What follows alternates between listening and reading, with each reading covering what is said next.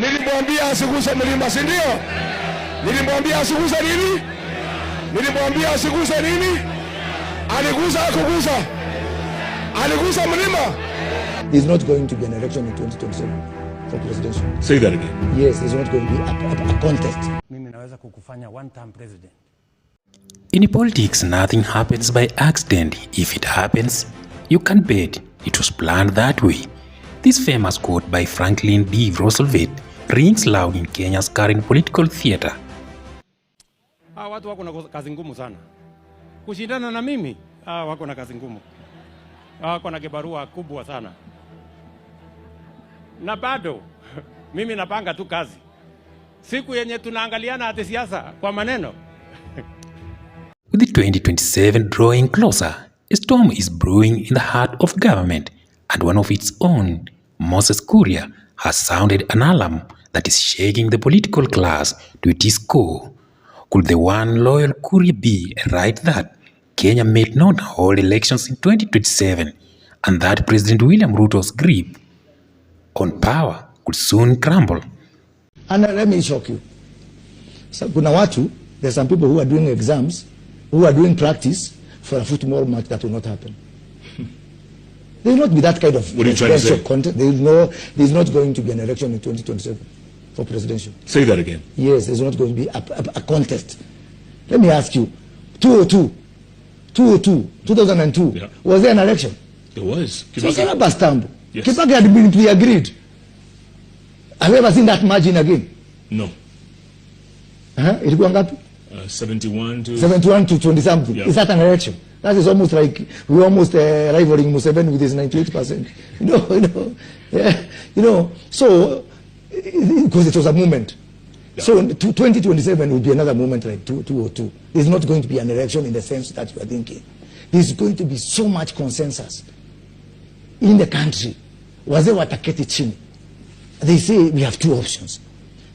Go Rwanda way, destroy the nation Rwanda way, or let's agree. Let there be honor among, I don't want to say this, but among men and women. Let there be honor among men and women. Because the opportunity rose. The alternative will be too dire to fathom. Kuria's recent bold prediction that Kenya may not hold its next general election is more than a passing statement. It's a calculated political warning, deeply rooted in a rising discontent, economic strain, and growing youth unrest.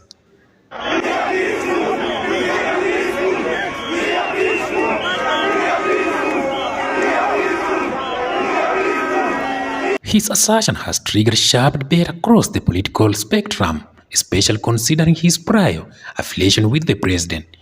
Kuria, once close ally of Ruto, has now joined the ranks of the skeptics, painting a grim picture of the country's democratic trajectory. When the media goes rogue, we must also defend the rights of people like Moses Kuria to speak their mind. To understand the gravity of Kuria's remarks, we must unpack the context. The country is under the weight of soaring public debts, skyrocketing taxes, and nationwide protests sparked by a finance bill widely seen as anti-poor. Mimi ni mtu ya Meru. Si ndio? Mimi ni mtu ya Meru. Amesema leo pale makutano, tukimwangalia ati yeye ni Mumeru. Na tunamwangalia na macho. Sasa wazee wanasema hii mtu Ruto saa hii hata shetani amemwacha afanye kazi Kenya. Shetani sasa anaenda huko nchi zingine. Hapa Kenya ni Ruto afanye kazi kwa sababu yeye ni rafiki na shetani wameungana hivi. Kwa sababu vitu ambavyo anafanya sio mtu wa kawaida. The streets of Nairobi, Kisumu, Mombasa and Eldoret have become grounds for daily demonstrations, calling not just for the scrapping of the finance bill, but for Ruto's resignation.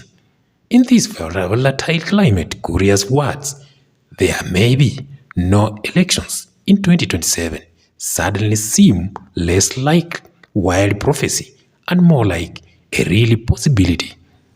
Be the impetus, that will be the incentive that is going to make people sit around the table and say, to save this country, we are going to do where utapata hii, where utapata hii, where utapata hii ingine. Unfortunately, that is not the game some people are practicing for. Some people are practicing for football, and it is going to be a tennis match. That man there in the corner, Yes. could he be part of the consensus? This one? Yes. Of course. Huh? This one is a consensus builder. He's a peace man, and he's a nationalist. Yeah. I can do a rally in any part of this country without a local MP. Yeah, because I'm a villager in every part of the country. Garissa, Wajir, wherever. I can go there and be accepted by the people. So, looking at it from a regional point of view, we have two schools of thought. His claim suggests two things: either complete breakdown of constitutional order or the establishment of an authoritarian regime that clings to power without public mandate. Either way, it signals that Kenya's democracy is on the edge. Mimi nimekuwa kwa siasa siku mingi. Mnanielewa? Nimekuwa kwa hii siasa siku mingi. Na mimi vitisho, mimi siwezi kutishwa na mtu. Ati kutishwa? Hapana, watafute mtu mwingine.